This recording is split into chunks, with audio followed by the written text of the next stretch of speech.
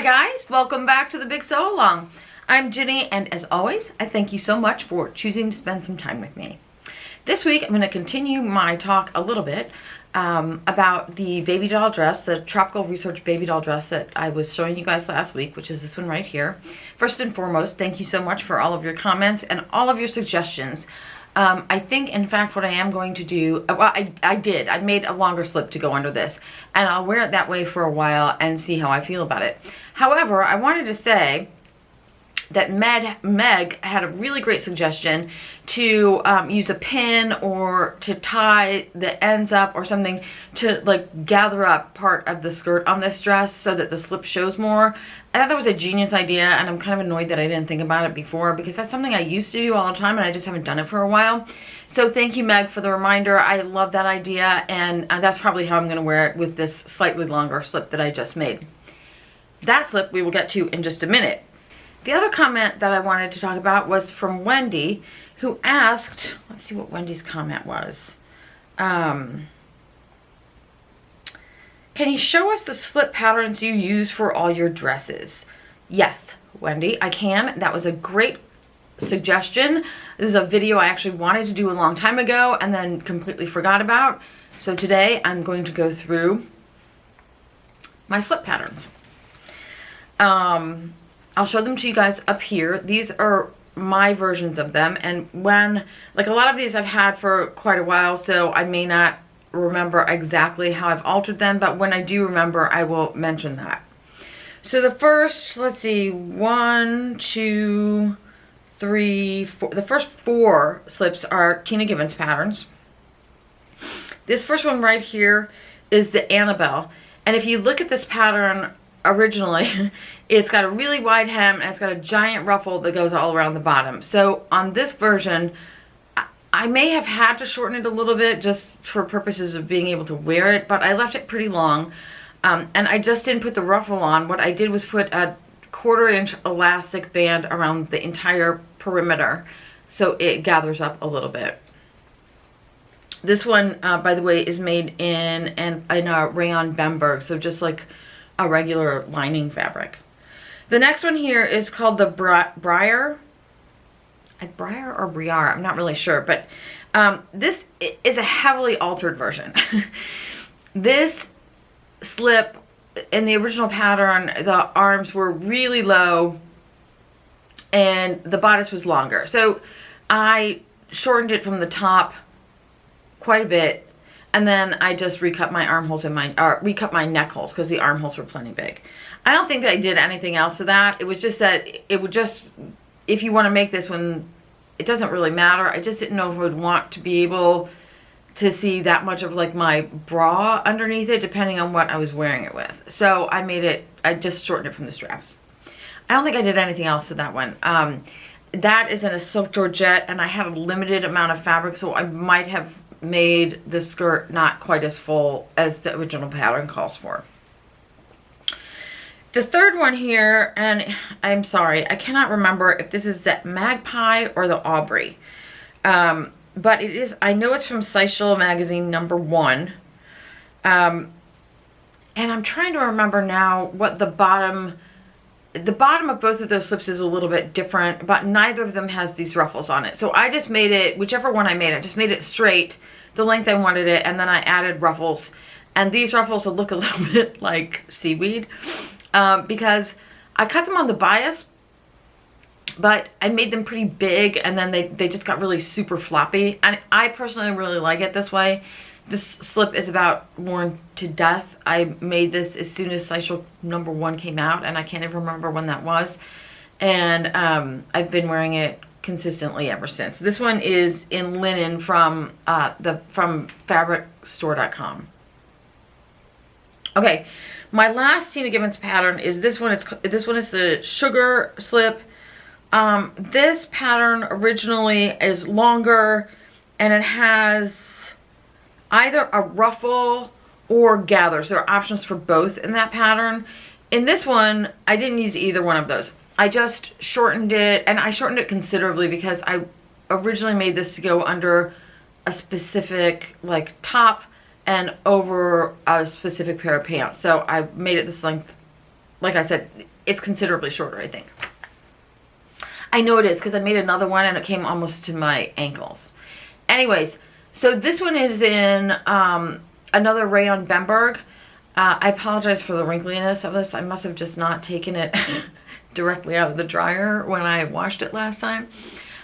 Anyways, the other thing I wanted to say about this is you can see in the front, this one has a, instead of a facing, it's got a half lining that comes to like right here. I did not do that in the other version I had of this, and I don't have that one anymore. That one I made before this one, and I just don't have it anymore to show you guys. But this one has stayed in my collection for a long, long time. I have been planning on making it again since I made this one, so it's been years at this point.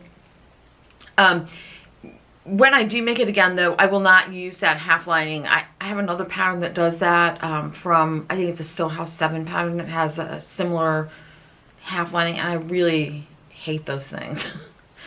Anyways, so I would just make that lining piece into a facing. I think that's all I have to say about that one.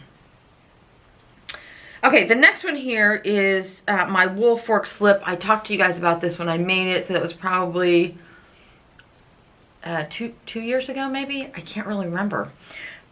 This one is in a really disgusting acetate lining fabric, but I will say it's really good for a slip or even a slip dress because it slides over everything and everything slides over it. Since it's a slip, it's not hot, so it works really well for this. This is actually one of my favorite slips. I wear this not so much at this time of year because of the color, but I wear it all the time in the winter. I did have to shorten this one considerably. It's just a really long dress. This one I would make again, but I wouldn't shorten it as much. I'd make it a little bit longer for my next one. And I'd probably make it in a nicer fabric. Okay, this one here is the Normandy slip dress. This couldn't possibly be a more basic slip dress. This one, again, I've made this several years ago. I should really get rid of it because, you guys, it's white cotton and I wear it in the summertime all the time. So, like, the bias binding on the underarms is getting a little shady. But I do still wear it all the time, and it's always under something, so it doesn't really matter. I really like this one because it's pretty basic. It's just really, it's narrow, not super narrow. I could have actually, I think what I did with this one was I made a size large and it was too big, so I took it in, and I might have taken it in just a little bit more than I wanted to.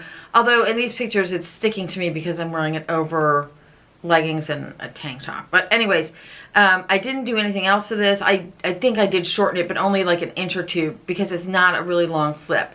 It's slightly A-line, and it is very slightly racer back-ish. So the neck, you can see in the pictures, the neckline comes in a little bit and the armholes are cut away a little bit. So it's not the best neckline or arm line actually for under everything, but I do wear it all the time.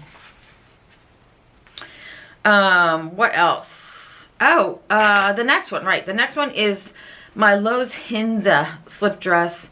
This one is in a silk chiffon. Now, Lowe's Hinza, for anybody who doesn't know, is a pattern designer from Carmel, California. For years, she had a website where she sold her patterns, and she also sold fabrics. I checked recently, and she doesn't have any of that anymore. It looks like she's just doing her ready-to-wear stuff and then also teaching. So this slip dress, whichever one it was, is no longer available. You can probably find it on eBay or on Etsy or something like that. I was reluctant to even show you guys this one, but it's a really just simple, I mean, if you can find something like this, I think that Simplicity actually has something that looks like this, only it's shorter. It's super easy to lengthen this. So it's not super A-line, it's a little bit A-line, and it's got a slightly higher neckline and a pretty close armhole. And I made this several times over the years, but again, this is a pattern I've had for a really long time. So I think this silk chiffon one is the last one that I have. I originally made this to the length of the pattern also, and I had to shorten it like 4 inches because it was really, really long. Okay, and then my last one, which is the one I just made to go under my Tropical Research baby doll dress, is this one here. This is, I made with the Birgitta Helmersson singlet from her Zero Waste Patterns book that I told you guys about like a couple of months ago. This one is made in linen. I made it exactly to her specifications. There's a singlet, and then later in the book there are directions for making it into like a gathered waist little sundress. Those are the directions I used to make this, which means that you just crop the top a little bit.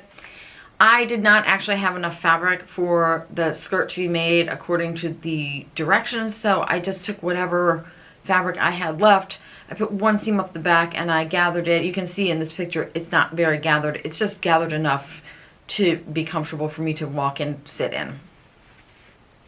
I love this dress. I have to say that making it was super fun.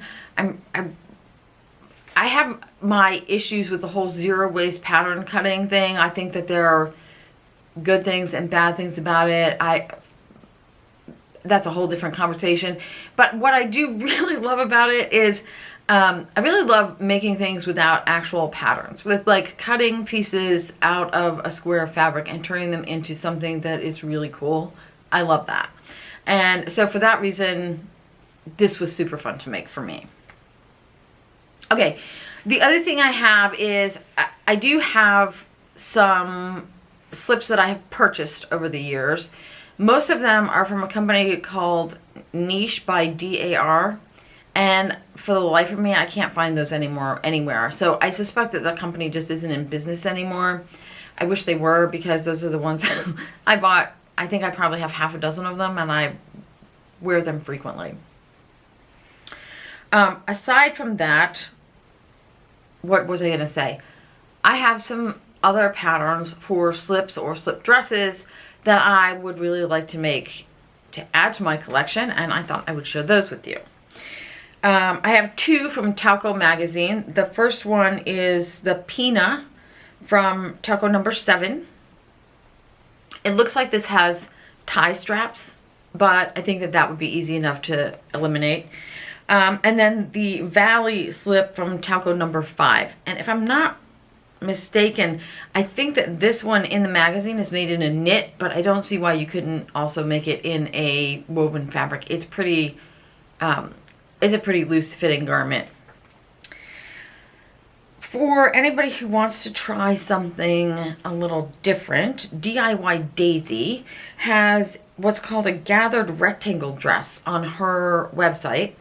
It's a free tutorial on how to make this dress, and it's pretty darn cute. I think that if you made it in the right fabric, it would be a really cool slip. It does have a lot of gathering from the underbust, so I think you want to use as a slip. You just want to be careful about how much volume you have in there, depending on what you're going to wear over it. Soft & Studio has something called the Leah bias dress.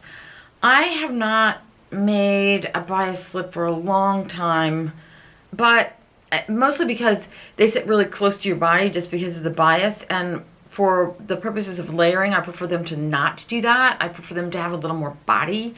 However, I really like the look of this one, and I may give this one a try because it's just a really simple, good shape, much like that Lowe's Hinza slip that I was talking about a few minutes ago, only this one's cut on the bias.